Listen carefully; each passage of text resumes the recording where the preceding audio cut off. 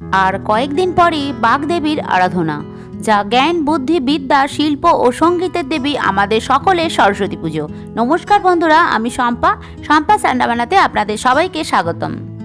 সরস্বতী পুজোর দিন বিভিন্ন ফল ও মিষ্টির প্রসাদের সাথে দেবী সরস্বতীকে খিচুড়ি ভোগও নিবেদন করা হয়ে থাকে। তাই বন্ধুরা, সরস্বতী পুজো উপলক্ষে আজকে আমি আপনাদের সঙ্গে শেয়ার করব দারুণ সুস্বাদু একটি খিচুড়ির রেসিপি। স্বাদে গন্ধে অতুলনীয় পনির খিচুড়ি। আর রেসিপি ভালো লাগলে ভিডিওটা একটা লাইক করে শম্পা রান্নাবান্না চ্যানেলটিকে সাবস্ক্রাইব করে পাশে বেল আইকনটি বাজিয়ে দেবেন। যখনই আমি নতুন রেসিপির আপলোড করব তার নোটিফিকেশন যেন সবার আগে আপনার কাছেই পৌঁছে যায়। তাহলে আর দেরি না করে চলুন এই সরস্বতী পুজো উপলক্ষে পনির খিচুড়ি কিভাবে বানানো যায় দেখে নেওয়া যাক। পনির খিচুড়ি বানানোর জন্য প্রথমে এখানে আমি একটা ফ্রাইং প্যান বসিয়েছি। এবার এখানে আমি 1 কাপ পরিমাণ সোনা মুগ ডাল নিয়েছি। আর এই ডালটাকে 2 থেকে আড়াই মিনিট পর্যন্ত ভালো করে ভেজে নেব। মানে খুব বেশি ভাজার দরকারও নেই। আর ডালটা ভাজার পর ভালো করে ধুয়েও নেব। আর খুবই সহজ রেসিপি বন্ধুরা, আপনারা সঙ্গে থাকুন, শেষ পর্যন্ত দেখুন, দেখলেই বুঝতে পারবেন খুবই সহজ একটা রেসিপি আর সুস্বাদু রেসিপি।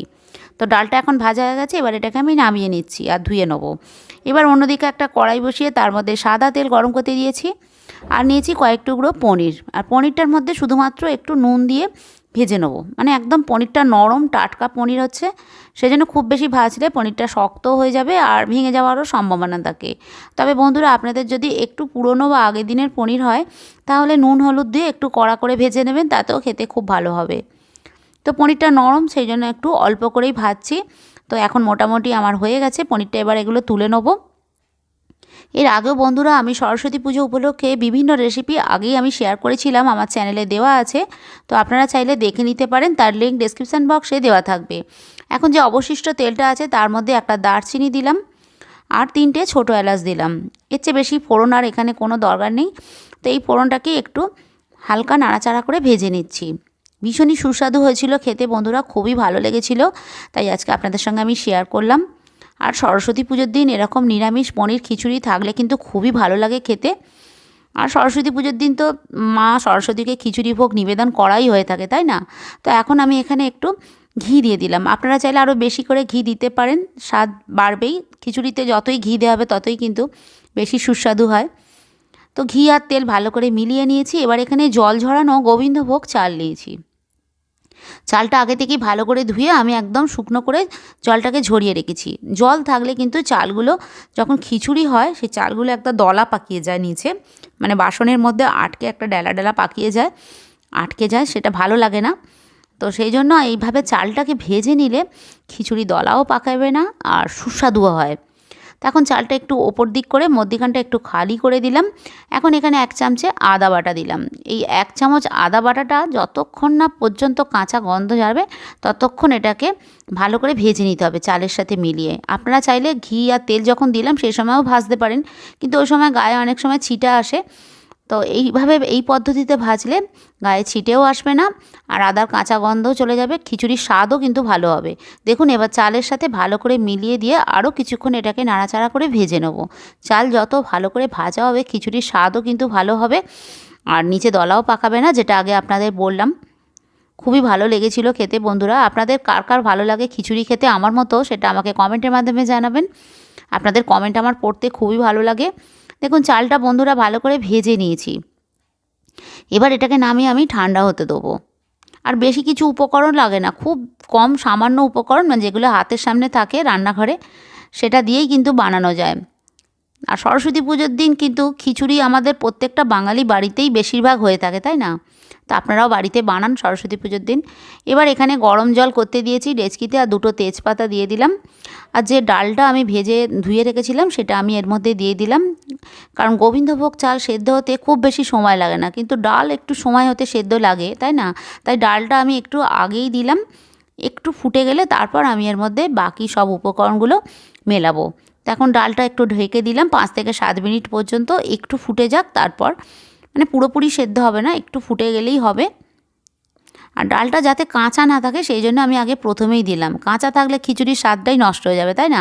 তো দেখুন এখন আমি 5-7 মিনিট পর ঢাকাটা খুলে দিচ্ছি আর ডালটা তুলে আপনাদের দেখাচ্ছি। ডালটা দেখুন কাঁচাও নেই অথচ সেদ্ধও হয়নি, মানে একদম মাঝখানে এসেছে। এবার বাকিটা আমি সেদ্ধ করে নেবো সব কিছু দেওয়ার সাথে। এবার যে চালটা ভেজে রেখেছিলাম সেটা আমি দিয়ে দিলাম। খিচুড়ির আমি বিভিন্ন রেসিপি আগে শেয়ার করেছিলাম, বিভিন্ন রকমের খিচুড়ি আমার চ্যানেলে দেওয়া আছে, তো আপনারা চাইলে দেখে নিতে পারেন।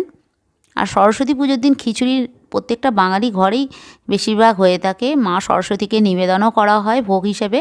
তো আপনাদের বাড়িতে যাদের পুজো হবে তারাও কিন্তু খিচুড়ি ভোগ নিবেদন করতে পারেন, এরকম পনির দিয়ে, একটু নতুনত্ব হবে। সাধারণ খিচুড়ি তো আমরা সকলেই খেয়ে থাকি, একটু পনির দিয়ে একটু অন্যরকম হয়, বাচ্চাদেরও ভালো লাগবে, বড়োদেরও তো ভালো লাগবেই। আবারও ঢাকা দিয়ে এটাকে আমি কিছুক্ষণ ফুটতে দিলাম। রেসিপি কেমন লাগলো সেটা কিন্তু অবশ্যই বন্ধুরা কমেন্টের মাধ্যমে জানাবেন। আর আপনি যদি আমার চ্যানেলে নতুন হয়ে থাকেন, প্লিজ বন্ধুরা চ্যানেলটি সাবস্ক্রাইব করে পাশের নোটিফিকেশান বেলটি ক্লিক করে দেবেন। এবার পরিমাণ মতো হলুদ গুঁড়ো দিয়ে দিলাম, আর খুব সামান্য একটু কাশ্মীরি লঙ্কার গুঁড়ো দিলাম। এটা ঝাল গুঁড়ো লঙ্কা আমি দিচ্ছি না, কারণ এটা খিচুড়িতে খুব বেশি ঝাল ভালোও লাগে না। তবে আপনাদের যদি ঝাল খেতে ভালো লাগে তাহলে এখানে একটু কাশ্মীরি ঝাল গুঁড়ো লঙ্কা দিতেই পারেন। তো সবটা দিয়ে ভালো করে মিলিয়ে নিলাম। এখন আমি নুনের ব্যবহার করছি না, আবারও ঢাকা দিয়ে এটাকে আমি কিছুক্ষণ ফুটতে দেবো, যাতে ডালটা বেশ ভালোভাবে সেদ্ধ হয়ে যায়। আবার ঢাকাটা এবার আমি খুলে দিচ্ছি, দিয়ে ভালো করে মিলিয়ে নিচ্ছি। আর মাঝে মাঝেই কিন্তু এটাকে ভালো করে চামচ দিয়ে নাড়াচাড়া করতে হবে, নিচে যেন আটকে না যায়, সেটাও খেয়াল রাখতে হবে। আটকে গেলে খেতে ভালো লাগবে না, নিচে ধরে যাবে।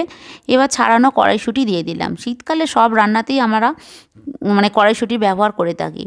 আর খিচুড়িতে কড়াইশুঁটি না দিলে চলেই না, খেতেও খুবই সুস্বাদু হয়। দেখুন দেখতেও বেশ সুন্দর লাগছে কড়াইশুঁটিটা দিয়ে। এবার স্বাদ মতো নুন দিলাম। আর নুনটা দিলে এবার খুব তাড়াতাড়ি যে যতটা সেদ্ধ হতে বাকি আছে ডাল চাল, ততটা কিন্তু খুব সহজেই সেদ্ধ হয়ে যাবে। তা নুনটা দিয়ে ভালো করে মিলিয়ে নিচ্ছি। তো দেখুন এটাকে ভালো করে মেলানো হয়ে গেছে। তবে এখানেই শেষ নয়, এখনও অনেক উপকরণ বাকি আছে, আপনারা সঙ্গে থাকুন, দেখতে থাকুন বন্ধুরা। এবার কয়েকটা কাঁচা লঙ্কা দিয়ে দিলাম। মানে কাঁচা লঙ্কাগুলো আমি চিরিনি, গোটা গোটাই দিয়েছি। ঝাল খুব একটা ভালো লাগে না খেতে, সেজন্য আমি গোটা গোটাই দিলাম। যার খেতে ইচ্ছে হবে সেটা ওটা কামড় দিয়ে খেতেই পারে। আর খুবই ভালো হয়েছিল স্বাদটা। পনির দিলে পনিরের তো একটা নিজস্ব স্বাদ আছেই, ভালো লাগে খেতে। এবার কয়েক টুকরো টমেটো কুচি দিয়ে দিলাম। টমেটোটা শেষে দিলাম এই কারণেই, কারণ ডালটা অনেক সময় সেদ্ধ হতে চায় না, অনেক সময় সেদ্ধ হয়ে যায়। আর টমেটো পড়লে না ডালটা অনেক সময় একটু শক্ত শক্ত থাকে, তাই ডালটা বেশ ভালোভাবে সেদ্ধ হয়ে গেছে। তারপর আমি এখানে টমেটো কুচিটা যোগ করলাম। আর একটু গরম জল দিয়ে দিলাম, কারণ এটাকে আর একটু ফোটাবো। আর ফোটালে খিচুড়িটা একটু শক্ত টাইট হয়ে যেতে পারে, একটু ঢিলে ঢালা থাকবে, খেতে ভালো লাগবে। কারণ এটা ঠান্ডা হতে হতে অনেকটাই জমে যায়, জলটা টেনে নেয়। সেজন্য আরও একটু গরম জল দিয়ে এটাকে আমি ভালো করে ফুটিয়ে নেব। এটা যত ঠান্ডা হবে ততটাই জমে যাবে। দেখুন দেখতে কিন্তু খুবই ভালো লাগছে, লাল টমেটো কড়াইশুঁটি দিয়ে একটা খিচুড়ির রঙটাই কিন্তু বেশ অন্যরকম হয়ে গেল, খুবই ভালো লাগলো। আর সুস্বাদুও হয়েছিল খেতে। তাই আপনাদের কাছে অনুরোধ রইল, সরস্বতী পুজোর দিন অবশ্যই বাড়িতে বানান। খেয়ে আপনাদের কেমন লাগলো সেটাও আমাকে কমেন্টের মাধ্যমে জানাবেন। আর প্লিজ বন্ধুরা চ্যানেলটি সাবস্ক্রাইব করে পাশে বেল আইকনটি বাজিয়ে দেবেন, আর আমার সঙ্গে থাকবেন। এবার ভেজে রাখা পনির দিয়ে দিলাম। পনিরটা দিলে কিন্তু খুবই ভালো লাগে খেতে, খুবই সুস্বাদু হয়েছিল। তবে এখানে আপনারা আলুও দিতে পারেন, আমি আলুটা দিলাম না। যদি বাচ্চারা খায় তাহলে আপনারা এখানে আলুও যোগ করতে পারেন। দিয়ে আরও কিছুক্ষণ ধরে নাড়াচাড়া করে দিলাম। একটু স্বাদ ব্যালেন্সের জন্য একটু সামান্য চিনি দিলাম। চিনিটা দিলে স্বাদটা কিন্তু বেশ ভালোই হবে, টমেটো আছে তো একটু খেতে ভালো লাগবে। আর নিরামিষ খিচুড়ি যেহেতু এর মধ্যে কোনো পেঁয়াজ রসুন পড়ছে না, তাই একটু চিনি দিলে স্বাদটা কিন্তু বেশ সুন্দর হয়।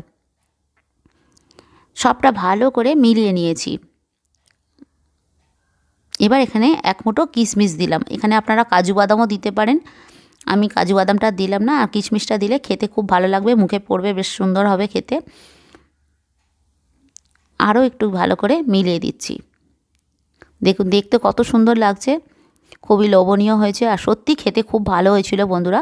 এবার গ্যাসটা অফ করে দিলাম, দিয়ে একটু ধনেপাতা কুচি দিয়ে দিলাম।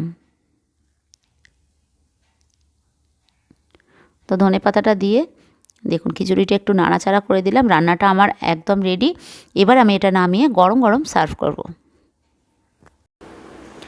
রেসিপিটা কেমন লাগলো বন্ধুরা আপনারা কমেন্টের মাধ্যমে জানাবেন। আর রেসিপিটা যদি ভালো লেগে থাকে তাহলে ভিডিওটা একটা লাইক করে চ্যানেলটি সাবস্ক্রাইব করার জন্য অনুরোধ রইল। আজ এই পর্যন্তই, দেখা হচ্ছে আরেকটি নতুন রেসিপি নিয়ে। আপনারা ভালো থাকুন, সুস্থ থাকুন, আর দেখতে থাকুন সম্পাস রান্নাবান্না। নমস্কার।